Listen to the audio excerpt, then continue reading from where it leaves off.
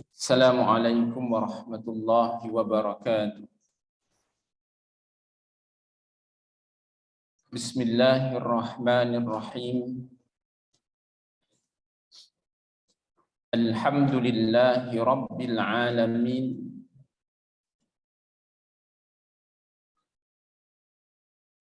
Wassalatu wassalamu ala asyrafil anbiya'i wal mursalin. Wa ala alihi wa sahbihi ajma'in. Rabbi shrah li sadri wa yassir li amri wahlul 'uqdatam min lisani yafqahu qawli.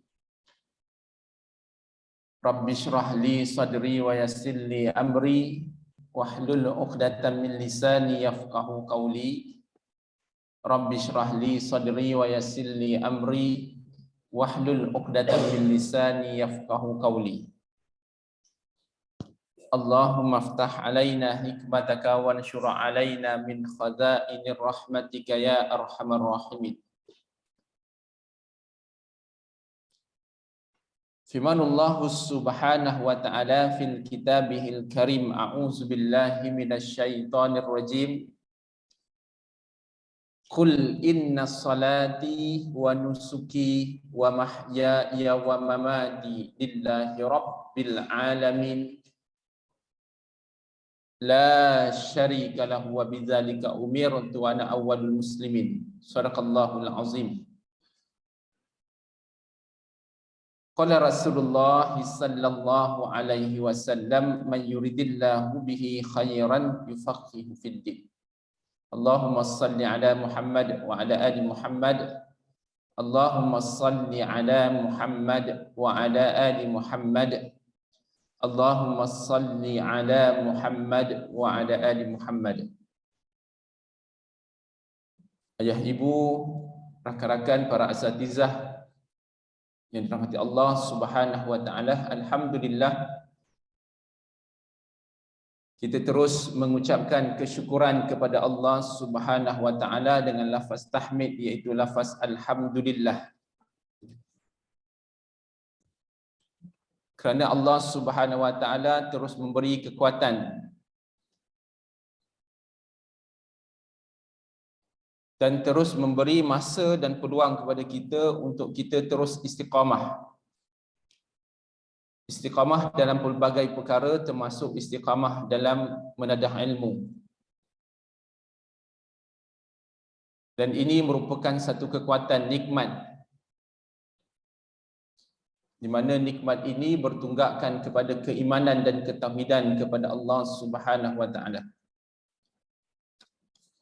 Ayah ibu yang dirahmati Allah Subhanahu wa taala, alhamdulillah hari ini kita telah masuk pada pertengahan Zulhijjah, pada pertengahan antara 10 Zulhijjah. Hari ini berapa Zulhijjah? 6. Dan insya-Allah beberapa hari lagi kita akan menyambut Idul Adha. Dan esok mulanya cuti kalau saya tengok kat situ kan. Bukan dulu masa kita umur 10, 12, 17 tahun ada cuti. Ni dah umur 60 pun ada cuti juga lah. Tapi alhamdulillah lah, Allah beri peluang merasa untuk cuti lah. Jadi insya-Allah di mana kita akan menyambut hari Arafah dan seterusnya kita menyambut Idul Adha. Ini merupakan nikmat. Kerana Allah terus beri peluang kepada kita untuk menyambut 10 terawal Zulhijjah, dan insya-Allah Allah beri peluang kepada kita untuk menyambut kebesaran hari Arafah, di mana pada hari tersebut kita digalakkan melipat gandakan amalan, termasuk zikir dan doa kepada Allah Subhanahu wa taala, sehinggalah pada akhir hari, iaitu bermula daripada asar sehinggalah maghrib, dilanjutkan sedikit selepas isya, antara isya. Dan inilah kelebihan hari Arafah, di mana sahabat-sahabat semuslim kita, saudara semuslim kita menunaikan haji di Baitullah, mereka berwukuf, dan kita pada masa yang sama juga kita tidaklah berwukuf, tetapi kita kita duduk dengan berzikir kepada Allah Subhanahu wa taala dan berdoa kepada Allah Subhanahu wa taala. Dan seterusnya insya-Allah kita akan meraihkan Idul Adha pada 10 Zulhijjah, dan itulah merupakan satu kebesaran antara hari-hari kebesaran Islam insya-Allah. Ayah ibu yang dirahmati Allah Subhanahu wa taala, sebelum kita mulakan kitab, saya ternampak buku ini di rak, iaitu buku 99 kecerdasan berasaskan Asmaul Husna yang diterbitkan oleh PTS. PTS ni sebuah syarikat buku yang dah lama lah. Dia ada gedung besar di Gombak dan pemilik dia Hajah Zainun dan juga suami dia Profesor apa saya lupa nama. Namun di dalam pencetakan buku kadang-kadang kita kena berwaspada juga. Mungkin kadang-kadang penulis wallahu alam, mungkin juga penerbit tidak melihat secara keseluruhan. Sebab saya dapati dalam buku ni, sepanjang pembacaan saya, bila saya tengok buku ni sebelum ini, dia ada sedikit kesilapan yang melibatkan akidah. Sebab buku ini sebenarnya diterjemahkan daripada karangan salah seorang penulis daripada Indonesia. Bila kita mengambil mana-mana buku daripada Indonesia, kita kena berhati-hati sebab Indonesia ni dia ada juga side pemikiran liberal. Sebab tak silap saya tu, saya ambil buku ni, saya nak tengok balik kat mana dia punya dulu. Saya pernah baca dulu lama dah, saya rasa lebih kurang dalam lebih daripada 5 tahun lepas saya pernah baca salah satu buku ni, antara buku ni. Sebab dia ada satu huraian dia tu yang melibatkan Trinity, kepercayaan Trinity, pelbagai Tuhan. Jadi itu sebab saya ambil, saya mohon pada ni untuk saya pinjam sekejap, saya nak tengok kat mana dia punya tu. Saya semak-semak tadi, saya tak jumpa lagi sebab semak sekejap je kan. Jadi ayah ibu yang dirahmati Allah Subhanahu wa taala, insya-Allah kita meneruskan di dalam pengajian kitab kita Ahsinul Kalim Syarah Al-Hikam Tok Pulau Manis, iaitu Syekh Abdul Malik bin Abdullah. Kalau kita lihat, saya berperasan tadi, nama pengarang di bahagian depan tu, nama Tok Pulau Manis tu, iaitu nama Syekh Abdul Malik tadi di bahagian depan tu, dia silap tulis, iaitu dia tulis Syekh Malik. Bila saya tengok Syekh Malik, betul ke Syekh Malik? Sebab saya tak yakin bahawa nama Tok Pulau Manis ni Syekh Malik. Saya ingat tadi Syekh Abdul Malik, tapi bila saya tengok kulit buku Syekh Malik, baru perasan ni tadi. Sebab Malik ni orang tak bubuh nama Malik. Sebab Malik ni sifat Allah. Jadi orang biasanya dia tak bubuh lah, terutama macam ulama besar dia tak bubuh. Saya berkeyakinan bahawa ayah kepada Syekh Abdul Malik tidak letakkan nama anak dia Malik. Sebab Malik ni nama sifat Allah Subhanahu wa taala, dia mesti bersandarkan kepada Abdul Malik, iaitu hamba kepada yang memiliki sifat keagungan, kekuasaan. Itu bila saya tengok Syekh Abdul Malik, sebenarnya Syekh Abdul Malik. Jadi itulah kita betulkanlah, sebab bimbang menjadi fitnah kepada Tok Pulau Manis. Dan insya-Allah kita meneruskan pengajian kitab kita dalam Syarah Hikam Tok Pulau Manis. Dan seperti biasa insya-Allah sebelum kita memulakan pengajian kitab kita, sama-sama kita berselawat dengan selawat tafrijiyah ataupun selawat kamilah. Dan mudah-mudahan selawat tafrijiyah ataupun selawat kamilah ini menjadi amalan kita setiap hari. Amalan setidak-tidaknya 17 kali dalam masa sehari insya-Allah. Jadi insya-Allah sama-sama kita berselawat dengan selawat tafrijiyah sebanyak 3 kali. Allahumma salli salatan kamilatan wa sallim salaman tamman ala sayyidina Muhammadin alladhi tanhalu bihil uqadu wa tanfariju bihil kurabu wa tuqda bihil hawaiju wa tunalu bihir raghaibu wa husnul khawatimi wa yustasqal ghamamu biwajhihil karim wa ala alihi wa sahbihi fi kulli lamhatin wa nafasin bi'adadi kulli ma'lumin lak. Allahumma salli salatan kamilatan wa sallim salaman tamman ala sayyidina Muhammadin alladhi tanhalu bihil uqadu wa tanfariju bihil kurabu wa tuqda bihil hawaiju wa tunalu bihir raghaibu wa husnul khawatimi wa yustasqal ghamamu biwajhihil karim wa ala alihi wa sahbihi fi kulli lamhatin wa nafasin bi'adadi kulli ma'lumin lak. Allahumma salli salatan kamilatan wa sallim salaman tamman ala sayyidina Muhammadin alladhi tanhalu bihil uqadu wa tanfariju bihil kurabu wa tuqda bihil hawaiju wa tunalu bihir raghaibu wa husnul khawatimi wa yustasqal ghamamu biwajhihil karim wa ala alihi wa sahbihi fi kulli lamhatin wa nafasin bi'adadi kulli ma'lumin lak. Allahumma salli wa sallim wa barik alaihi.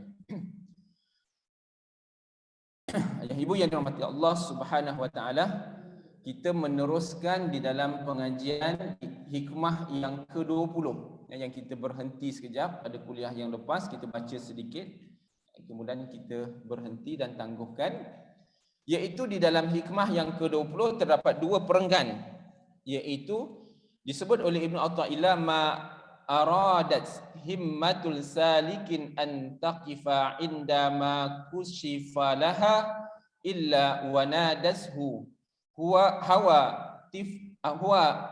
hawatiful haqiqah alladhi tadlubu amamak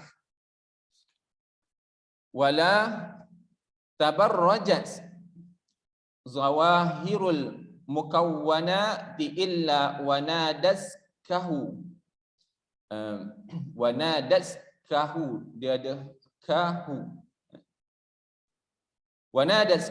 Wanadaskahu haqa'iquha innama nahnu fitnatun fala takfur. Iaitu yang bermaksud tidak berkehendak, cita-cita, keinginan yang punyai semangat seorang yang salik. Seorang yang salik iaitu orang yang tekun menuju beribadah kepada Allah Subhanahu wa taala, untuk berhenti ketika dibukakan untuknya segala ilmu dan makrifat, kecuali segera diperingatkan oleh suara hakikat, iaitu suara lisanul hal yang berbunyi yang kau cari itu berada di depanmu. Begitu juga tiada nampak baginya pelbagai keindahan alam maya melainkan diperingatkan oleh suara hakikat alam itu dengan menegur demikian bunyinya, sesungguhnya kami adalah fitnah semata-mata. K itu huruf kecil K itu bukan huruf besar tu, sepatutnya huruf kecil. Sebab kalau huruf besar dia menunjuk kepada Allah Subhanahu Wa Taala. Sesungguhnya kami adalah fitnah semata-mata, iaitu sebagai ujian. Maka janganlah anda terpedaya hingga menjadi kafir akan nikmat Tuhan anda serta yang dikurniakan kepada anda. Ayah ibu yang dirahmati Allah Subhanahu Wa Taala, di dalam hikmah ini Ibnu Athaillah Al-Iskandari memberikan kita benteng-benteng bagi orang salik, iaitu bagi orang yang menuju kepada Allah Subhanahu Wa Taala. Sebab bila mana seseorang tadi dia melalui jalan menuju Allah Subhanahu Wa Taala, maka pastinya jalan tadi dia juga akan menemui ujian. Bukan saja orang yang pada awalnya nak menuju kepada jalan Allah Subhanahu Wa Taala akan menemui ujian, malahan orang yang telah dapat duduk marifatullah Subhanahu Wa Taala tadi pun dia tetap akan menemui ujian.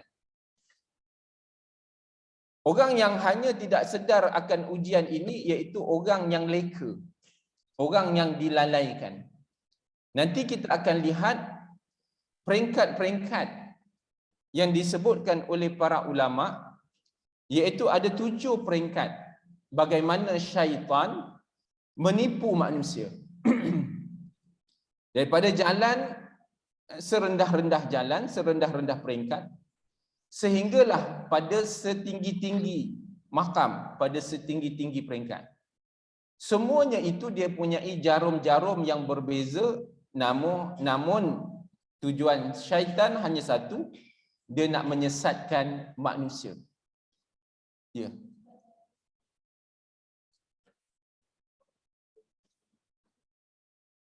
(47). Oh, saya baca yang 50 terima kasih. Terima kasih. Betul lah, maksud dia bagi pada muka surat 50. 47. Kemudian matan pertama, perenggan pertama muka surat 47. Matan kedua, perenggan kedua muka surat 49. Maksud dia pergi pada muka surat 50. Betul kan? Betul lah? Okey. Jadi begitulah jarum-jarum syaitan. Selagi mana manusia tadi sama ada dia berada dalam keadaan kufur, ataupun dia sedang berjalan menuju Allah, ataupun dia dah berada pada tahap makam yang dekat kepada Allah Subhanahu Wa Taala. Semuanya dia ada jarum dia punya jarum dia untuk menyesatkan hamba Allah Subhanahu Wa Taala. Maka didatangkan hikmah ini untuk beringat, untuk kita ini diberi ingat. Itu sebab Ibnu Athaillah sebut tidak berkehendak semangat bagi orang yang dia ada semangat, satu cita-cita himmah, iaitu orang yang menuju jalan Allah Subhanahu Wa Taala, orang yang salik. Ketika dia dibukakan dengan ilmu makrifat, dia dah dikenalkan dengan Allah Subhanahu Wa Taala, dia dah mula kenal akan Allah Subhanahu Wa Taala. Dia dah mula dekat kepada Allah Subhanahu Wa Taala, kecuali diperingatkan bahawa sesungguhnya perjalanan yang dia cari tadi, dia terus berjalan. Sebab apa yang dia cari tadi berada di hadapan. Bila sebut berada di hadapan, dia benda subjektif. Sebab berada di hadapan itu dia tidak menunjukkan satu tempat yang spesifik. Bila tak ada satu tempat yang spesifik, bererti dia tidak ada R&R. Kalau kita berjalan dekat jalan raya kan, 500 meter di hadapan R&R, bererti kita dah ada tempat, kita dah ada spesifik. Oh, 500 meter ni boleh buang air, nak solat boleh solat, lapar boleh makan. 500 meter lagi. Ada itu zoom maksudnya. Dapat 500 meter. Zoom try saya Namun tadi kalau di sini disebut di hadapanmu, bererti dia tidak ada spesifik. Di hadapan tu berapa jauh? Mungkin semakin dekat, mungkin sederhana, mungkin lagi jauh, dan mungkin dia akan dicapai selepas seseorang tadi meninggal dunia baru diberi apakah yang dimaksudkan di hadapan tadi. Itu Aisyah dia post balik. recording. Recording ada buat tapi tak post. Rakaman dia kan. Itulah. Boleh tak itu kan sebab dia ganggu.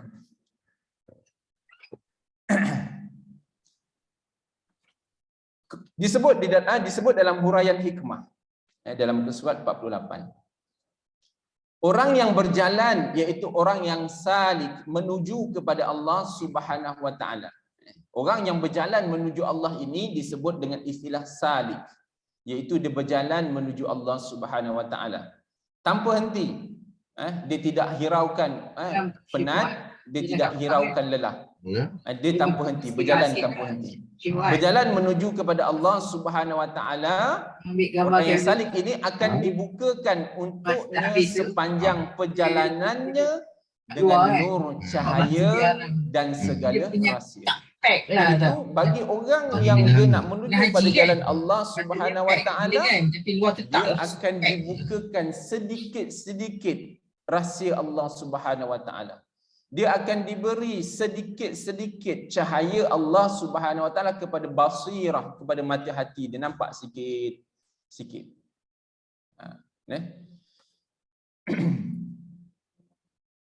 Jika dia ingin berhenti pada apa yang telah dibukakan untuknya kerana menganggap dan beriktikad bahawa usahanya telah selesai kerana dia telah sampai kepada penghujung makrifat, lalu dia akan diperingatkan dengan suatu sara hakikat, apa yang engkau cari itu berada di depanmu. Berarti jangan berhenti jalan lagi. Sebab benda itu berada di hadapan. Hadapan mana jarak kita tak tahu. Dia sendiri pun tak tahu. Hanya Allah Subhanahu wa taala saja yang tahu. Maka bersungguh-sungguh istiqamah, terus jalan. Walau letih, walau penat, jalan. Walau luka, jalan, teruskan jalan. Sebab matlamat destinasi kita adalah rahmat dan keberkatan Allah Subhanahu wa taala. Rahmat dan keberkatan Allah Subhanahu wa taala ni dia subjektif. Dalam perjalanan tu sendiri sebenarnya bagi orang yang salik, dia telah pun mendapat rahmat Allah Subhanahu wa taala. Cuma dia belum rasa lagi. Dia belum rasa betul-betul akan rahmat Allah Subhanahu wa taala. Namun sebenarnya rahmat Allah tadi telah bersama. Iaitu apa? Istiqamah. Istiqamah itu adalah satu rahmat besar. Saya ada seorang kawan muslimat nama Istiqamah. Nama dia Istiqamah. Masa kami awal berprogram iaitu dalam satu muzakarah, bila ta'aruf tu nama nama dia Istiqamah. Saya kata, oh, ada juga orang nama Istiqamah. Walaupun nama dia Istiqamah ke, bukan nama Istiqamah ke, tetapi Istiqamah ini satu rahmat. Letaklah nama 10 kali Istiqamah pun belum tentu kita dapat rahmat untuk beristiqamah. Namun kalaupun nama kita bukan Istiqamah, tapi kalau kita ini orang yang salik dan tidak pernah mengenal lelah dan terus teguh dengan perjalanan kita menuju Allah Subhanahu wa taala, maka kita ini orang yang istiqamah. Sebab apa dinyatakan hikmah ini? Sebab manusia ini dia ada kepelbagaian dalam situasi dia menuju Allah Subhanahu wa taala. Sebab kadang-kadang ada asal hamba ini dia merupakan orang yang asalnya berpaling dari jalan Allah Subhanahu wa taala. Berapa ramai kan orang yang asalnya dia tak pernah mengenal Allah. Dia jauh daripada jalan Allah Subhanahu wa taala. Dia jauh daripada hidayah Allah Subhanahu wa taala. Hidup dia dalam kegelapan. Bukan gelap daripada gelap fizikal, tapi gelap hati. dia tidak pernah nampak cahaya Allah Subhanahu Wa Taala. Hidup dia penuh dengan keingkaran dari Allah Subhanahu Wa Taala. Hidup dia tidak punya hidayah dari Allah Subhanahu Wa Taala. Tapi akhirnya dia menemui satu jentikan, dia dapat satu jentikan, maka dengan jentikan tadi dia nampak hidayah. Dia mula ingin ada rasa untuk patuh dan dekat kepada Allah Subhanahu Wa Taala. Maka dia melalui jalan ilmu, dia mula mendapatkan ilmu untuk dekat kepada Allah Subhanahu Wa Taala. Bermula dengan ilmu syariat, berasaskan ilmu fiqh dan sebagainya, dia mula dekat kepada Allah Subhanahu Wa Taala. Dan dengan cara itu juga dia mula melakukan ibadah-ibadah untuk dia dekat kepada Allah Subhanahu Wa Taala.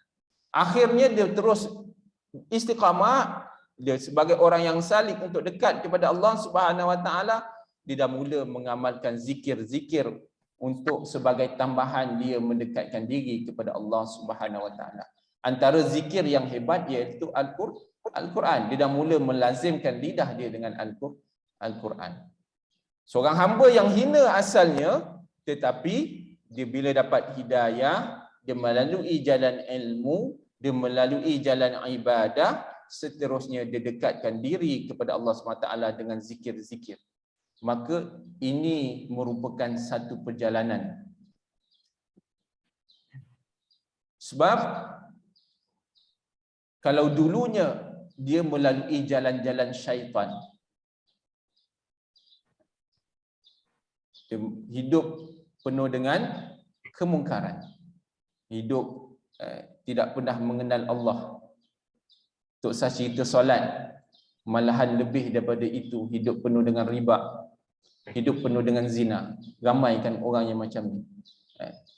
Semua rezeki tadi semuanya datang daripada rezeki yang haram. Namun apabila dia mendapat hidayah, dia mula menjadi orang yang tekun ibadah. Orang yang mula mendekatkan diri kepada Allah Subhanahu Wa Taala menggunakan semua ruang dan peluang yang Allah Subhanahu Wa Taala berikan pada dia. Maka inilah pilihan Allah Subhanahu Wa Taala. Allah pilih. Maka disebut oleh pengarang, dia kata apa? Suatu suara hakikat itu ialah rahsia ketuhanan. Sebab apa? Orang ini dia mendapat hidayah sebab dia telah hidayah tadi datang kepada dia dengan satu rahsia ketuhanan, bisikan yang datang daripada hati dia, yang datang masuk dalam hati dia, satu bisikan yang halus. Yang bisikan ni dia tak boleh, dia bukan dengar dengan telinga, tak. Hatta orang yang pandai rapat dengan dia, isteri ke kawan-kawan ke, tak dengar bisikan tu. Tapi bisikan ini dia datang dalam satu bisikan yang halus yang masuk dalam sanubari, yang masuk dalam hati. Dan bisikan inilah merupakan anugerah dari Tuhan ke dalam diri bagi orang yang Allah kasih. Sebab sejahat mana seseorang, belum tentu dia jauh daripada Allah SWT di akhirnya. Sebaik mana seseorang, belum tentu dia mati dengan kasih Allah Subhanahu Wa Taala. Sebab itu semua atas pilihan Allah Subhanahu Wa Taala.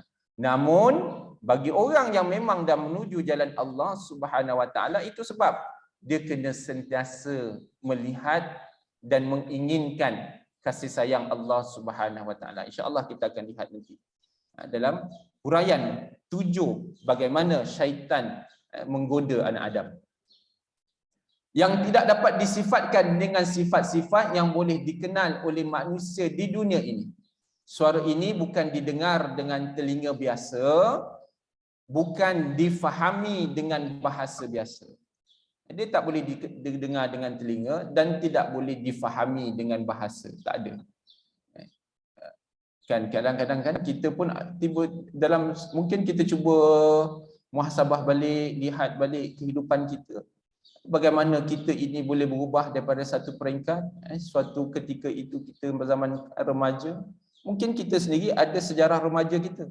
Kan kenakalan kita masa remaja, kita ada sejarah kita. Yang kita tak perlu nak cerita kat orang pun, tapi kita tahu diri kita dulu macam mana. Kan sejarah muda kita tahu macam mana sejarah muda kita. dan akhirnya bagaimana kita boleh berada pada tahap ini. Semuanya itu sebenarnya kalau kita lihat sebenarnya ada suntikan-suntikan, ada bisikan-bisikan dalam hati kita yang kita ini kena berubah. Maka daripada itulah beberapa bisikan yang telah lalu menyebabkan kita berada pada hari ini.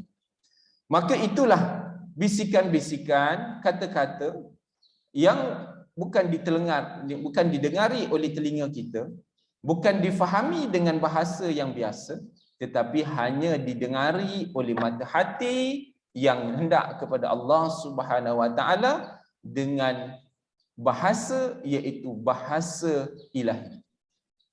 Kehendak Allah Subhanahu Wa Taala. Kadang-kadang tergerak hati kita begini dan begitu, kita lihat hati kita tergerak begini dan begitu. Itulah bisikan. Kan? Kita kata sampai bila aku nak begini? Sampai bila aku begini dan begitu? Maka kita pun itulah bisikan-bisikan tanda Allah pilih. Mungkin sebab asbab Allah pilih kita dengan datangkan bisikan-bisikan itu juga asbab daripada doa kedua ibu bapa kita dahulu lama. Kan? Mak ayah kita tengok kita nakal masa kecil, dia doa awal dah, sebelum dia meninggal lagi dia dah doa dah, masa kita kecil lagi doa, banyak kali dia doa. Kan? Dia doa untuk anak dia, ya Allah, bertuahlah anak aku ni, bertuahlah anak aku. Kan orang tua punya lidah baik kan, bertuah punya anak, dia nak marah macam mana pun bertuah. Kan? Dia tak kata laknat ke, dia tak ada kata anak-anak dia macam tu, dia kata bertuah. Marah memang marah tapi bertuah ayat dia. Alhamdulillah bertuah kita sampai sekarang. Nah, bertuah, akhirnya tua kita bertuah. Hasil daripada doa ibu ayah kita. Allahumma salli ala Muhammad wa ala. Mungkin juga doa daripada saudara mara kita, orang kampung kita. Kita curi rambutan orang. Ya Allah ya Tuhanku, mudah-mudahan jadilah anak-anak ni sebagai orang yang baik. Kan? Dia nak marah tetapi dia doakan untuk kita. Mungkin kan kita curi rambutan dia, tapi dia doakan kita baik-baik. Jadi begitulah kehidupan ini. Asbab daripada pelbagai, sama ada daripada kedua ibu bapa kita, sama ada daripada saudara mara kita, ataupun daripada masyarakat. Maka kita kena jadi masyarakat yang macam tu. Kita nampak seseorang tadi, nampak satu keburukan, kita doakan kebaikan. Mungkin dia tidak berlaku hari ini, dia tidak berlaku sekarang, tapi mungkin insya-Allah dia berlaku akan datang. Hanya Allah SWT saja yang mendengar bahasa roh suci ini. Sebab suara itu adalah dari Allah Subhanahu Wa Taala, jentikan satu halus daripada Allah Subhanahu Wa Taala. Maka Allah SWT saja yang faham bahasa itu bagi orang yang Allah pilih. Syekh Abdul Hasan Ali Asy-Syazili radhiyallahu an berkata, jika anda ingin mencapai apa yang telah diperoleh oleh para wali Allah Subhanahu Wa Taala, maka hendaklah anda meninggalkan semua manusia kecuali orang yang dapat menunjuk anda ke arah jalan menuju kepada Allah Subhanahu Wa Taala dengan isyarat yang betul dan amal perbuatan yang tidak menyalahi kitabullah dan sunnah Rasulullah sallallahu alaihi wasallam serta mengabaikan dunia sepenuhnya. Apa disebut oleh Syekh Abu Hasan? Dia kata apa?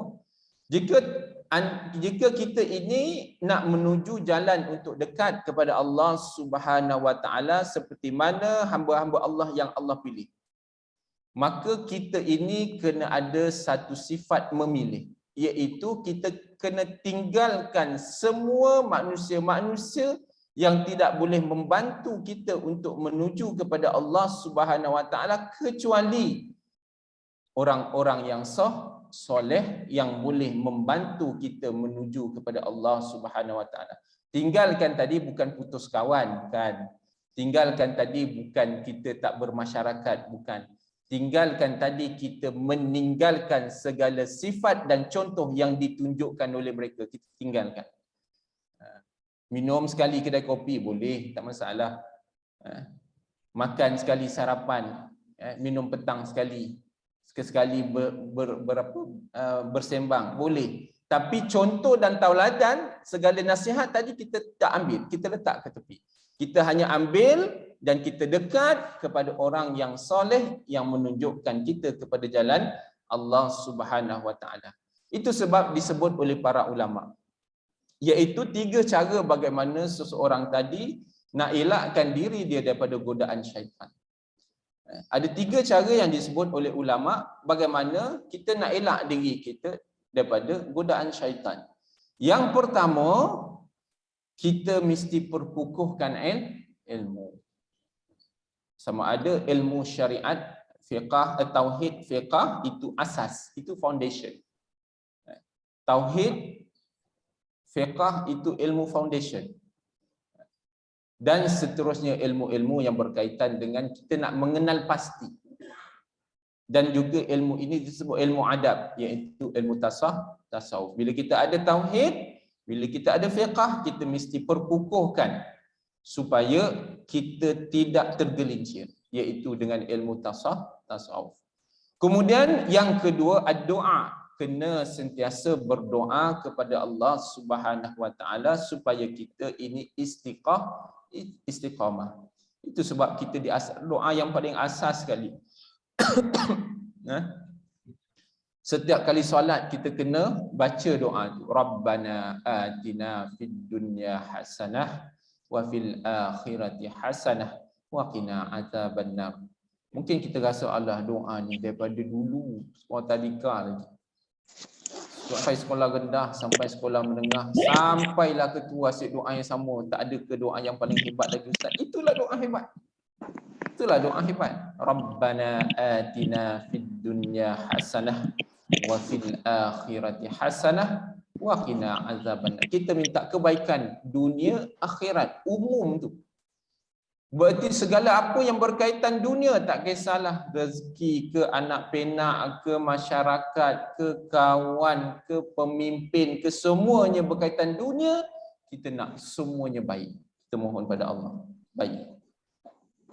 Dan kita kena ingat, kemungkinan kita hari ini, pada hari ini begini, asbab daripada doa itu. Yang kita rasa doa tadi macam tak ada apa-apa pun. Kan, alah, tak ada doa yang lagi hebat ke?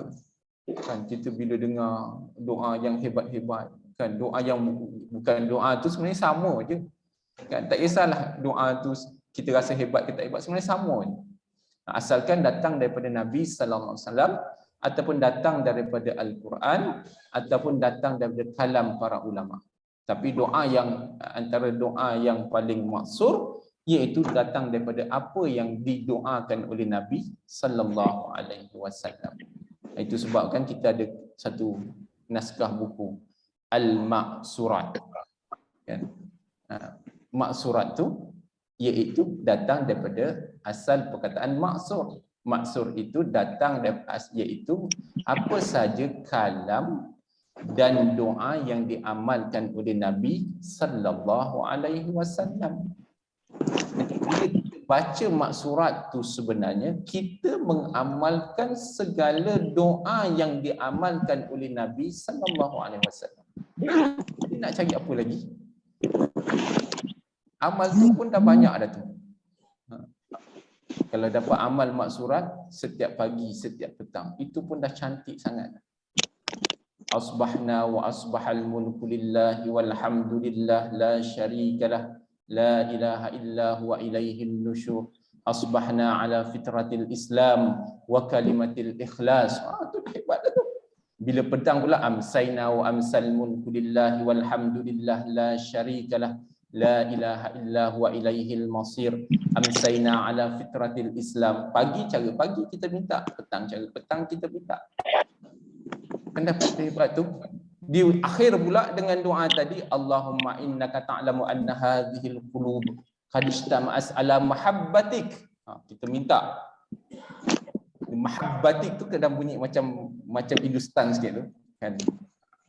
Kalau perasan Hindustan ada perkataan mahabbatik tu. Allahumma innaka ta'lamu anna hadhil qulub qad ijtama'at ala mahabbatik wal taqas ala ta'atik wa tawahadas ala da'watik wa tawahadas ala nasrati syari'atik fawasqillahumma rabitataha wa admuddaha wahdiha subulaha wa amla'ha binurikal lati la yahbu washrah suduraha bi faidil imani bik wa jamili tawakkul alaik wa ahyiha bi ma'rifatik wa amisha ala syahadati fi sabilik. Kita akhirkan doa ini wa amisha ala syahadati fi sabilik. Kita minta doa kepada Allah, ya Allah Tuhanku, macam mana pun matikanlah aku dalam keadaan syahid di jalan Allah. Sebab Rasulullah sebut siapa yang minta dia mati, siapa yang minta mati syahid, walaupun dia mati atas katil, tapi insya-Allah Allah akan berikan kepada dia pahala mati syahid. Allah tak berilah dia mati syahid sebab dia mati atas katil. Mati syahid ni bagi orang berjuang fi sabilillah, yang berjuang menentang musuh Allah. Tapi walaupun dia mati atas katil, tapi Allah beri dia pahala mati syahid. Allahu akbar. Walaupun kita mungkin tak berjuang dan mati pada jalan Allah Subhanahu Wa Taala, tapi kita dapat pahala tadi. Pahala orang mati syahid. Jadi amalkanlah iaitu yang disebutkan sebagai al-ma'surat, iaitu doa-doa, amalan-amalan yang maksur dari Nabi sallallahu alaihi wasallam. Yang dikarang oleh siapa pengarang tu? Yang dikumpulkan oleh siapa? Asy-Syahid Hasan Al-Banna. Ya. Allahumma salli ala Muhammad.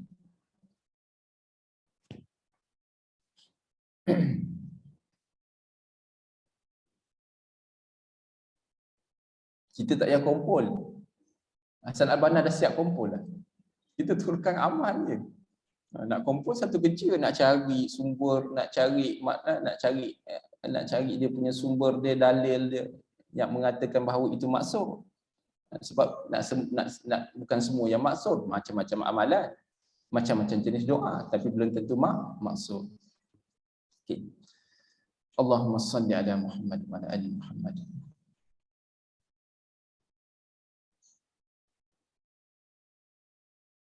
Maka disebut oleh ulama, dia kata apa? Yang pertama, untuk mengelakkan diri daripada godaan syaitan, yang pertama ilmu. Yang kedua ad-doa, doa. Yang ketiga berkawan rapat dengan orang yang soleh. Itu sebab antara jawapan kita dulu, ajaran kami dulu berkenaan dengan duduk di pondok, dengan duduk di luar. Kita duduk luar ni macam-macam. Duduk di pondok pun serupa juga. Cuma lingkungan dia, bi'ah dia, suasana dia berbeza. Duduk di pondok kita nak cerita panjang-panjang pasal orang pun, kita sedar, oh aku duduk tempat macam ni, takkan nak cerita, asyik nak cerita pasal orang je, kita pun dah tersedar muhasabah sendiri. Tapi kalau duduk di luar tu, pergi ke pasar, tengok orang begini, kita kata begitu, kan? Pergi keluar mana-mana je lah, pergi ke duri kahwin, tengok orang begini, kita kata begitu, tengok baju orang begini, kita kata begitu. Semua dia terlintas hati tu, sebab hati tu macam-macam kan, berbolak-balik. Maka inilah tiga situasi, tiga perkara bila mana nak mengelak godaan syaitan. Mesti ada ilmu, mesti datangkan dengan doa, dan pilihlah kawan yang soleh, yang sentiasa boleh menasihati kita. Orang yang kawan soleh ni bukan kawan yang ikut je kita. Kan kita buat ini, oh dia ya. Kita buat itu, ya. Kita ajak perkara ni, dia ya. Semua dia ya. Itu bukan kawan yang soleh. Alhamdulillah, baru ni saya ditunjukkan seorang contoh kawan yang soleh. Sedang kami sedang bermesyuarat, tiba-tiba ada tersalah dalam perkataan. Lalu bangun seorang kawan ni, dia menegur akan kesalahan perkataan tersebut.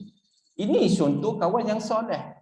Walaupun pada hati kita asal first expression kita tak boleh terima sebab kita ada riak, kita ada ego kita. Tapi bila mana kita ini ditegur dengan kawan yang soleh dan kita menerima dengan hati kita, hati yang soleh, maka kita akan terima. Ini nama dia kawan. Berarti bila satu benda yang salah, dia tetap akan kata salah. Benda yang betul tetap dia kata betul sebab dia bertiangkan kepada kebenaran, keadilan Allah Subhanahu Wa Taala. Namun begitu, janganlah kamu menjadi orang yang berpaling daripada dunia itu atas tujuan agar kamu tidak diberi sesuatu daripada dunia ini. Sebaliknya, hendaklah anda menjadi hamba Allah Subhanahu Wa Taala sahaja yang mengarahkan agar anda menjauhi musuhnya, iaitu iblis. Jangan sesekali berpaling daripada dunia itu agar tujuan kamu diberi sesuatu daripada dunia ini. Sebaliknya, hendaklah menjadi hamba Allah yang mengarahkan agar menjauhi musuh Allah Subhanahu Wa Taala. Apabila kamu telah dapat melakukan dua perkara berikut, iaitu mengabaikan dunia dan zuhud. Dua perkara ni dalam kita orang yang salik nak menuju kepada Allah Subhanahu Wa Taala ini, dia kena yang pertama mengabaikan dunia dan yang kedua zuhud kepada dunia. Zuhud dalam kalangan manusia, maka tetaplah kamu berada bersama Allah Subhanahu Wa Taala dengan muraqabah. Hendaklah anda sentiasa bertaubat dengan rasa kesedaran dan beristighfar dengan rasa inabah, benar-benar menyesal dan bertaubat kepada Allah Subhanahu Wa Taala dengan rasa rendah diri terhadap segala hukum dengan cara istiqamah. Sebab apa? Sebab iblis ini dia tidak pernah berhenti untuk menyesatkan manusia. Ada 7 cara, iaitu yang pertama,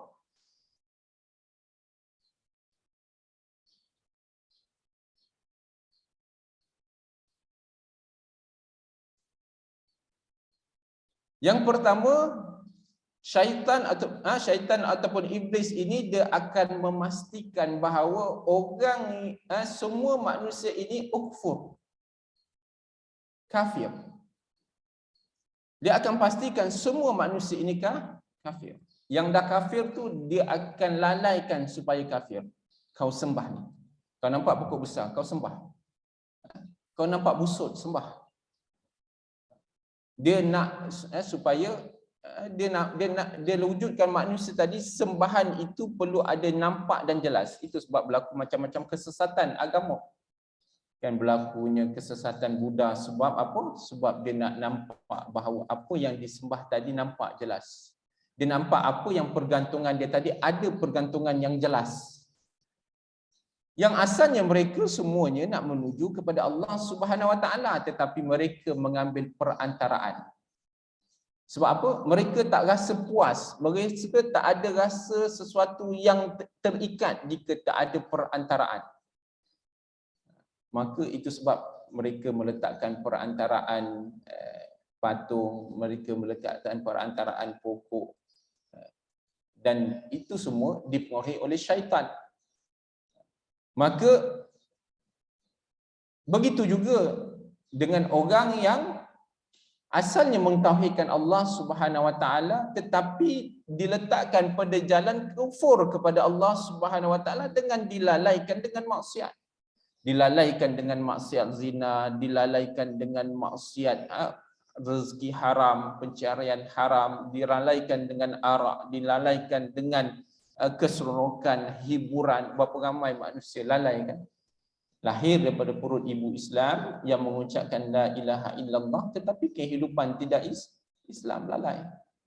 Kehidupan memang tidak berubah walaupun mereka tadi di dinding rumah mereka ada la ilaha illallah Muhammadur Rasulullah, di dinding mereka ada ayat-ayat suci Al-Quran yang berbentuk frame dan sebagainya, tetapi kehidupan tidak membezakan mereka antara orang kafir. Maka ini jarum syaitan yang pertama, dia nak manusia ini kafir kepada Allah Subhanahu Wa Taala, dilalaikan. Tidak menyembah Allah Subhanahu Wa Taala. Maka ini jalan syaitan yang pertama. Bila jalan ini bagi orang yang ada iman dalam hati, maka dia kena tolak bahawa sesungguhnya hanya Allah Subhanahu Wa Taala saja yang disembah. Berarti dia kena letakkan bahawa pertama nak tangkis kufur ini, dia kena letakkan tauhid kepada Allah Subhanahu Wa Taala.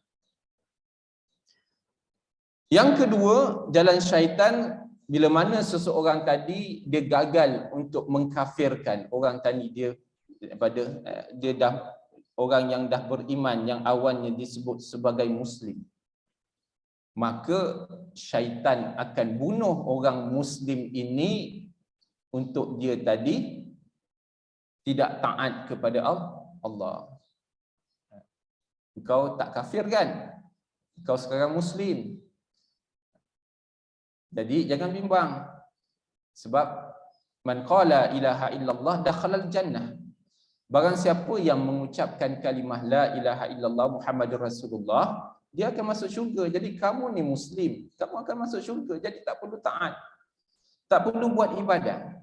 Tak perlu puasa, tak perlu zakat. Sebab kamu itu sudah muslim. Ini satu lagi jalan syaitan. Bila orang dah muslim, kan kamu ni makan pun tak cukup. Jadi tak perlu cerita pasal nak cari ilmu, tak perlu cerita pasal nak penuh sangat solat 5 waktu.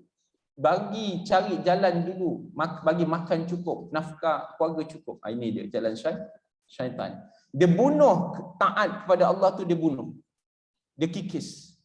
Supaya orang muslim tadi tidak taat kepada Allah Subhanahu Wa Taala. Ramai kan muslim, tapi mereka ini tidak ada satu ketaatan, ketakwaan kepada Allah Subhanahu Wa Taala.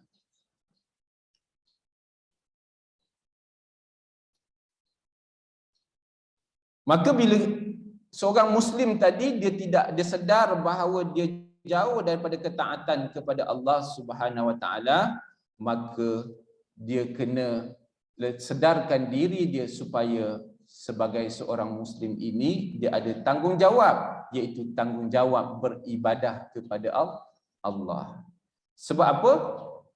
Allah sebut Allah jadikan jin dan juga manusia ini untuk beribadah kepada Allah. Tak cukup saja sebagai seorang muslim, dia kena ada satu tanda, dia kena ada satu bukti ketaatan, iaitu ibadah. Taat, kata taat saja tak jadi, muslim saja tak jadi, dia ada kena tanda, iaitu beribadah kepada Allah Subhanahu Wa Taala.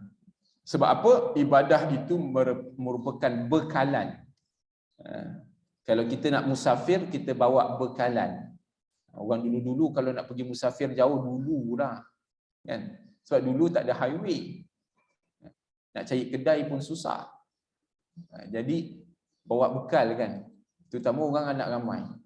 Masaklah pagi tu, masaklah tengah malam, masak ketupat ke, masak rendang ke, masak nasi lemak, kan? Sampai je mana-mana rasa lapar, berhenti. Masjid ke, tepi jalan ke, bentang tikar sebagainya. Saya merasa tu, kan, bentang tikar, makan ramai-ramai. Tapi sekarang ni pun kena buat juga sebenarnya. Sebab contoh kita balik raya ni nanti, cuba berhenti RN Artapah tu, nak cari parking pun susah. Nak cari parking pun susah. Jadi lebih baik kita bawa makanan sendiri lah. Bawa makanan sendiri, bentang tikar ramai, makan anak beranak, lagi sedap. Jadi nak ceritanya, kalau di dunia pun kita fikir pasal bekalan, bererti di akhirat lebih lagi. Bagi peluru ataupun jarum syaitan yang pertama ni tak perlu taat, kita tolak dengan sesungguhnya akhirat tadi bekalannya adalah ibadah, dan ibadah itu sebagai tanda taat kepada Allah. Maka syaitan dia tak puas hati, dia akan masuk jarum yang ketiga. Bila mana orang tadi dia dah taat buat ibadah, dia dah mula solat fardu, dia jaga 5 waktu, dia dah mula dengan puasa sunat, maka orang ini syaitan dia akan masuk jarum yang ketiga. Dia kata, kau ni dah kuat ibadah, jadi sekali-sekali kena rehatlah, penat ibadah ni. Dia dah mula cuntik pada kita, tangguh-tangguh. Masuk saja waktu Zuhur, kalau kita tak duduk kat sini, kita kata alah, letih lah, sekejap lah, penat lah, sekejap lah. Kalau duduk kat sini tu dia penat macam mana pun, tapi semua kawan-kawan keluar, automatik kita rasa, tak keluar tak sedap. Tapi cuba duduk di rumah. Duduk di rumah, Yalah, baru sekejap ni kemas rumah letih ni. Zuhur pula panas. Panas pula tiba-tiba tengah penat buka aircon. Allahu akbar. Silap-silap pukul 3.30, pukul 4 baru zuhur. Nah, ceritanya begitulah. Syaitan ni dia akan masuk jarum menangguh. Jarum tangguh. Jarum melengah-lengahkan. Jarum melalai-lalaikan. Dia akan masuk. Kamu ni kan dah Muslim. Kamu ni dah buat ibadah. Allah dah nampak dah ibadah kamu. Maka tangguh. Kita dah sebut dalam hikmah yang lepas. Pasal suka menangguh ni, menunggu satu kesempatan merupakan satu kebodohan, disebutkan Ibn Athaillah. Sebab kita dibodohkan oleh syaitan ni. Tangguh dulu. Nak puasa sunat tangguh dulu. Nak zikir tangguh dulu. Nak baca Quran mengantuk tangguh dulu. Siapa mengantuk baca Quran, satu lagi dia cara-cara dia berdiri, berjalan sambil baca Quran tadi dengan cara berjalan, pusing kan. Pusing dalam bilik ke, pusing baca Quran sambil baca Quran. Berdiri. Itu sebab kalau budak-budak menghafal di mahat saya, di sini saya yakin pun sama juga kot, insya-Allah. Budak menghafal kita suruh dia berdiri. Kita menghafal berdiri. Jangan duduk. Duduk dia mengantuk. Tengok masuk dengan tidur lah. Tengok dah tidur dah budak ni. Kita suruh dia berdiri. Berdiri dan dia goyang. Itu sebab budak menghafal dia goyang. Dia goyang. Kalau duduk dia goyang, kalau berdiri dia berjalan. Berjalan dia pusing. Sebab apa? Itu sebab bukan apa. Bukan ada apa-apa pun. Sebab nak bagi tak nak mengantuk. Sebab duduk ni tak baca Quran pun dia mengantuk. Tak baca Quran dia mengantuk. Mengantuk. Dengar kuliah lagi mengantuk. Allahumma salli ala Muhammad. Saja gurau kan. Gurau-gurau pun ustaz kena kami tu. Allahumma salli ala Muhammad. Maka syaitan ni dia tuju pada melengah-lengahkan, jarum melengah-lengahkan. Maka kita tolak jarum syaitan ni, kita sebut pada diri kita, wahai diri, sesungguhnya engkau ini bergantung pada umur. Dan umurmu belum tentu panjang, belum tentu pendek. Maka gunakanlah kesempatan dan ruang yang telah diberi. Maka insya-Allah kita tak bertanggung. Okey, seterusnya apa jarum syaitan seterusnya?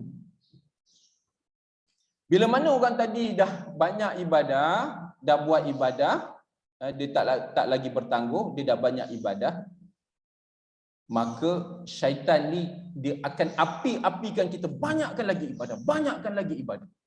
Bangun solat tahajud, tak cukup 4 rakaat, 12 rakaat, tak cukup 12 rakaat, tambah lagi dengan tasbih, banyak lagi, buat tasbih tiap-tiap hari. Itu dia jarum syaitan. Nak ceritanya apa? Bukan salah pada buat banyak, tapi saya selalu sebut, kita ni meniti tangga satu-satu.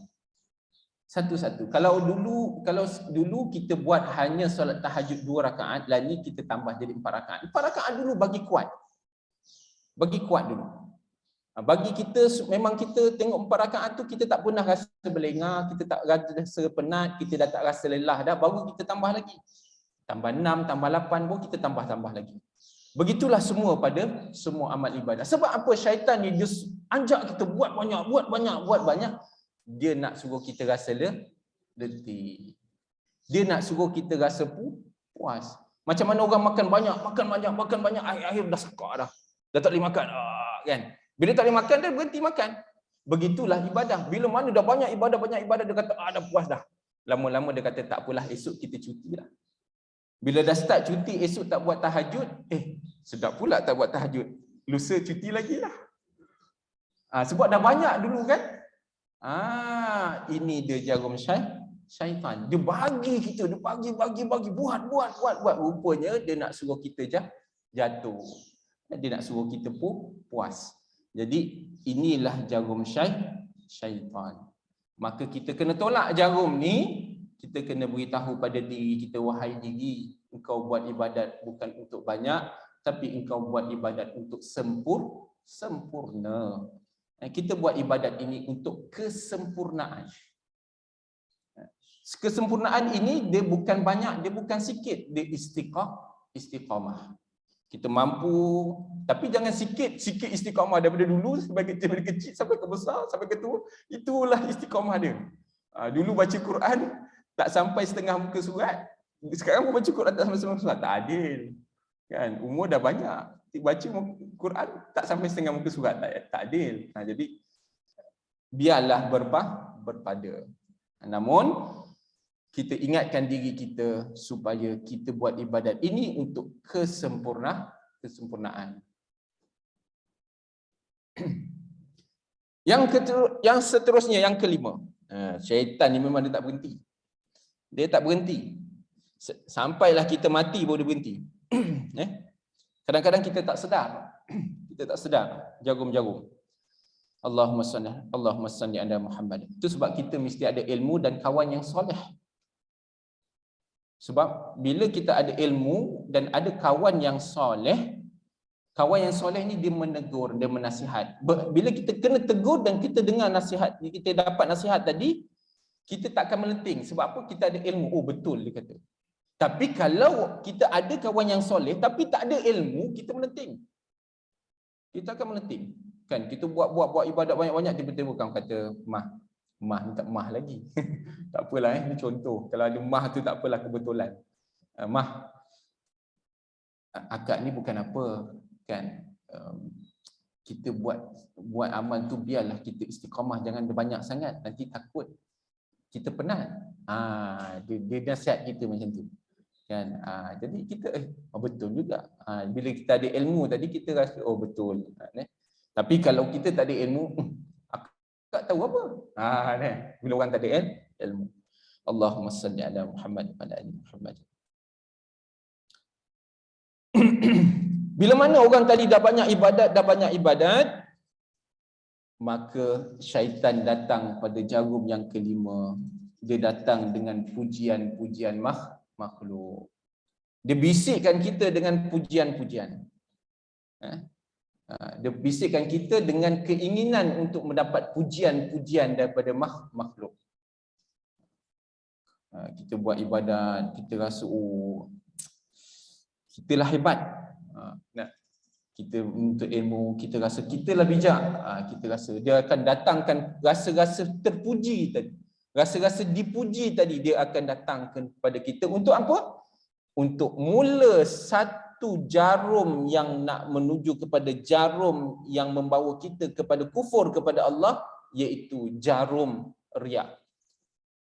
Dia nak letakkan dah mula rasa diri ini dipuji, ingin dipuji, supaya datang riak pada ibadah. Datang riak pada kebaikan. Datang riak pada benda-benda yang baik yang kita buat. Makruf, benda-benda makruf yang kita buat tadi, datang riak.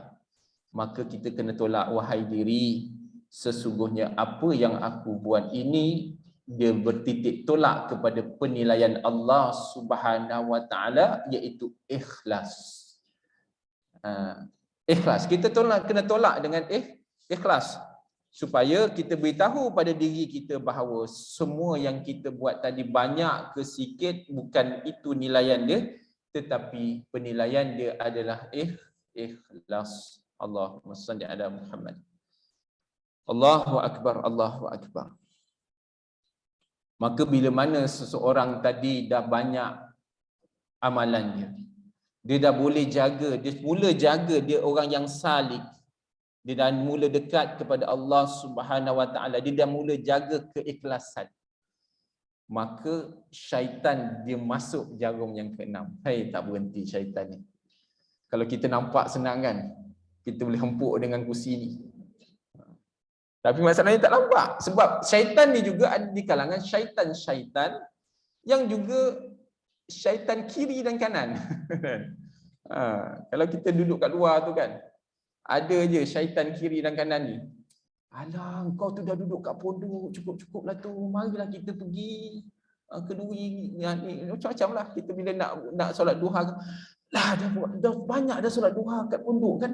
Kita sekejap je kenduri ni. Dia kan macam-macam dia punya tu. Syaitan kiri dan kanan ni. Janganlah tapi kita kata kau ni syaitan ni. Jangan macam tu. Jangan macam tu. Tapi kita tolaklah, minta maaf nanti dulu. Tunggu kejap je. Bukan lama pun 8 rakaat je duha. Tunggu kejap. Allahumma salli ala Muhammad wa ala ali Muhammad. Maka dia masuk jarum yang ke-6.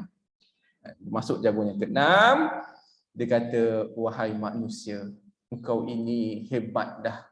Bukan saja banyak amalmu, tetapi engkau telah menuju ikhlas kepada Allah Subhanahu Wa Taala. Sesungguhnya engkau ini orang yang paling dekat pada Allah. Engkau ini hampir-hampir wali Allah. Dia dah mula letak kita ini hebat. Oh, kita dah rasa kita ni hebat. Kita ini orang yang dekat pada Allah. Kita ini dah macam wali Allah. Dia tunjuk ni, kita ini orang soleh. Dia tunjuk tu. Kau ni orang soleh ni. Engkau ni abid ni. Orang yang dah taat pada Allah. Orang yang buat ibadat pada Allah ni. Kau abid. Engkau orang beribadat pada Allah. Setan dia beri tu. Dia jack kita. Dia jack tu. Dia tahap dulu. Tahap orang kafir. Dia bagi private je. Bila dah tahap sampai tinggi. Dia bagi lieutenant tu. Datang kat kita. Dia kata kau dia dah hebat. Kau ni orang soleh, kau ni orang abid, kau ni ma'rifatullah, kan? Syaitan bisik kat kita. Kita rasa hebat lah. Ush, aku duduk kat pondok ni, aku orang dah dekat dengan Allah ni. Dia dah mula rasa bisik tu. Rasa bisik tu. Aku ni mengajar kitab tasawuf, takkanlah aku ini tak orang tak dekat dengan Allah. Adanya macam tu. Dia datang dekat tu. Aku ini duduk mengajar kan, kitab hikam tu mengajar kat orang tu, takkanlah aku ni tak hebat sisi Allah. Dia datang macam tu. Jangan main-main syaitan. Allahu Akbar. Dia datang rasa, dia rasa bisik tu. Allahu Akbar. Allahu Akbar. Allahu Akbar. Dia mula datangkan kita ini, dia datangkan kita ini, syaitan mula datangkan kepada kita, rasa kita ini orang yang dikasihi di sisi Allah. Dia datang kita ini. Orang yang rasa lebih hebat daripada makhluk yang lain, daripada manusia yang lain, dia datang rasa pada kita. Orang yang rasa alim daripada orang yang lain, dia rasa daripada diri kita, kita ini lebih alim. Dia datangkan rasa kepada kita lebih abid, lebih amal ibadah daripada orang yang lain, dia datangkan rasa pada kita. Didatangkan rasa kita ini lebih banyak berzikir daripada orang yang lain, dia datangkan rasa pada diri kita.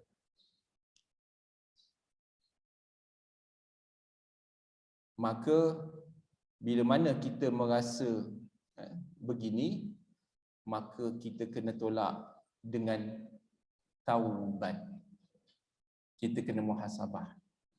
Kita kena banyak-banyak beristighfar dan banyak-banyak mengingatkan dosa-dosa kita supaya kita bertaubat kepada Allah. Itu sebab orang tasawuf, bila mana dia rasa satu detik dalam hati dia, dia rasa dia lebih daripada orang lain, dia rasa itu satu dosa yang paling besar pada diri dia. Walaupun itu gerak hati. Kalau orang awam, orang umum ni, gerak hati itu bukan dosa. Tapi bagi orang tasawuf, dia rasa itu dosa besar. Dia letakkan itu satu dosa besar. Dia kata, aku ini banyak kekurangan. Aku ini banyak yang, aku segala amal aku ini sentiasa amal yang tidak ikhlas. Dia tolak. Aku ini masih jauh dengan ikhlas. Dia tolak dengan pujian syaitan tadi. Aku ini terlalu banyak dosa. Itu sebab bila orang duduk pada tahap yang ke-6 ni, dia melihat dosa orang, dia merasa diri dia dosa. Kan? Dia tengok orang berkata-kata sia-sia, dia rasa dialah sebenarnya orang yang lebih sia-sia daripada orang tu. Dia tengok orang tadi mengata orang lain, dia rasa diri dia lah sebenarnya banyak sekali paling mengata orang.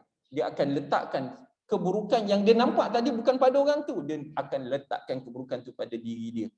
Dia tolak. Sebab apa nak tolak ni? Nak tolak. Kalau kita tak buat macam tu, kita tak mampu nak tolak syaitan ni tadi. Kita nak kena tolak tu supaya kita tolak apa yang kita nampak buruk, sebenarnya buruk itu adalah buruk diri kita. Allahumma salli ala Muhammad. Allahu Akbar. Allahumma salli ala Muhammad. Kalau kita tak buat macam tu, kita tak mampu nak nak tolak. Maka dengan bila kita nampak buruk orang tadi, buruk diri kita, maka barulah kita akan datang taubat. Sebab kalau kita kita yang tengah beramal ibadat kuat ni, kalau kita tak nampak buruk, macam mana buruk orang, nampak apa yang orang buat buruk tadi pada kita letak pada diri kita tak mampu nak tengok buruk diri kita sebab kita tengah kuat ibadat ni kan, macam mana ada buruk. Kita tak, macam mana aku buat ibadat aku yang dia buruk. Jadi bila apa yang dia nampak pada orang, dia tak nampak buruk orang tu, dia nampak buruk diri dia. Allahumma salli ala Muhammad wa ala ali Muhammad. Allahu akbar.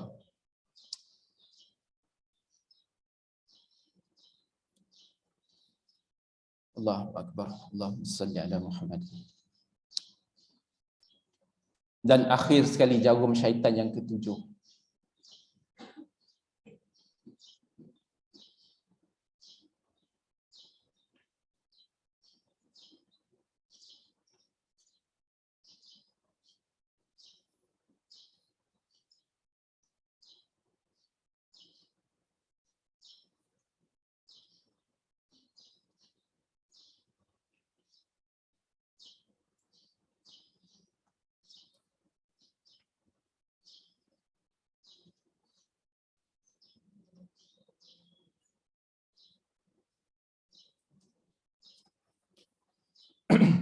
Maka bila mana orang tadi dia telah syaitan dah letakkan pujian yang tertinggi kepada orang tadi, maka seterusnya jarum yang ketujuh ini jarum yang peringkat yang paling tinggi, iaitu syaitan akan meletakkan bahawa sesungguhnya kita ini orang yang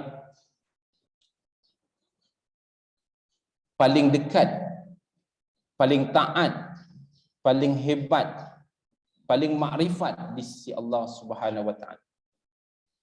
Sebab dia akan letakkan satu tahap bahawa cukup apa yang kita buat.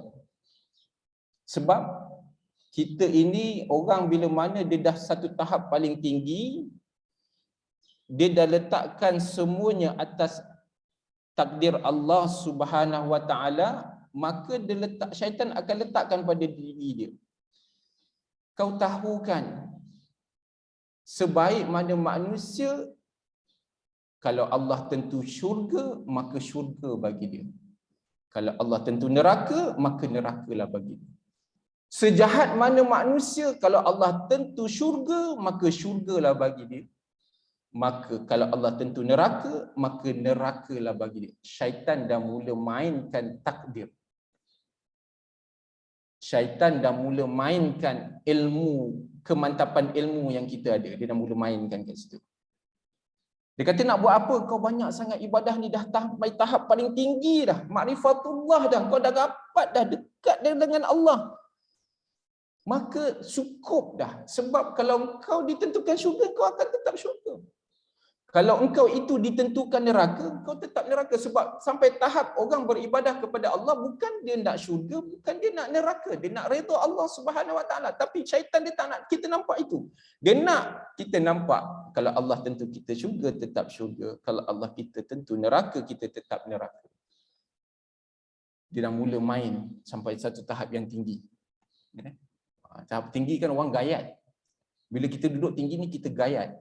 Bila gayat ni kita dah mula tak boleh ada pertimbangan. Kita dah mula tak mampu untuk buat pertimbangan. Kalau kita tak cukup ilmu, tak cukup kekuatan, kita tak mampu nak buat pertimbangan. Maka syaitan dia ganggu kita punya pertimbangan. Maka dia kata, takdir Allah, ilmu Allah, kalau engkau syurga tetap syurga, kalau engkau neraka tetap neraka. Berpadalah, cukuplah. Maka kita kena tolak dengan ayat Allah Subhanahu wa taala, qul inna salati wa nusuki wa mahyaya wa mamati lillahi rabbil alamin. Sesungguhnya hidup dan matiku bukan untuk syurga, bukan untuk neraka, tapi untuk Allah Subhanahu wa taala. Kan, hidup dan mati kita adalah untuk Allah Subhanahu wa taala, bukan untuk syurga. Itu semua Allah dah tentu. Neraka pun Allah dah tentu, tetapi untuk beribadat, untuk sebagai penghambaan kita kepada Allah. Itulah tahap manusia yang tinggi bila mana dia sedar diri dia itu hamba. Tahap manusia yang tinggi iaitu bila dia tahu bahawa diri dia itu adalah hamba Allah Subhanahu Wa Taala, hidup dia semua atas aturan Allah Subhanahu Wa Taala, bukan yang dikejar syurga, bukan yang ditakutkan neraka, tetapi hanya semata-mata Allah. Maka itu jarum syaitan, dia nak bagi kita sesat. Wallahu alam, saya rasa cukup setakat itu. Kita tak habis lagi ni, panjang lagi. Nanti insya-Allah kita sambung lagi pada kuliah yang akan datang selepas raya. Insya-Allah kita sambung.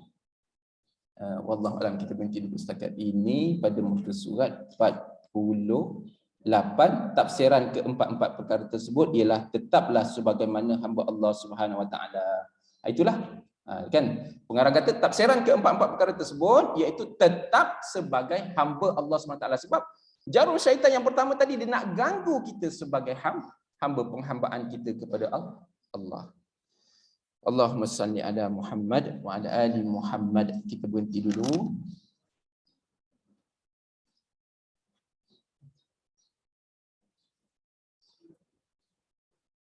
Selamat menyambut Hari Raya Idul Adha.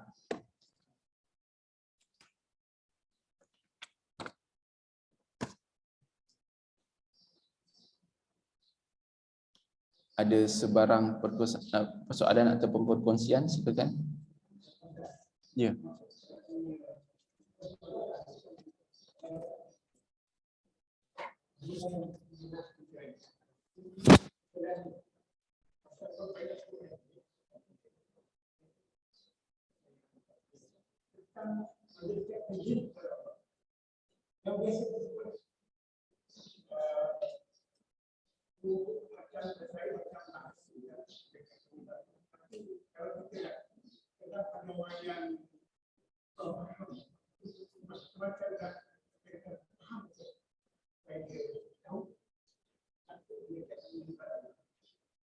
Okay.